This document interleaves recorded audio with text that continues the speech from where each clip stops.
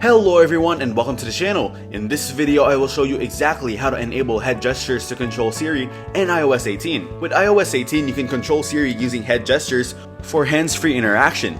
To enable this feature, go to the Settings app, select the AirPods section, and toggle on the head gestures option. Once enabled, a guided walkthrough will help you learn the gestures. You can nod your head to accept calls or confirm notifications, and shake your head to decline or dismiss them. This integration allows you to interact with Siri without saying "Hey Siri" or pressing buttons. Head gesture controls provide hands-free interactions, making it convenient for situations where your hands are occupied. It also reduces reliance on voice commands, allowing for discrete communication, which is especially helpful for users with limited mobility or dexterity.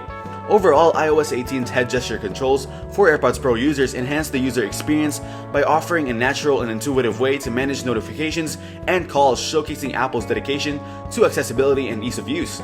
Thank you everyone for watching. I hope you got some value. Make sure to like the video and subscribe to our channel. Leave a comment down below. See you in the next one.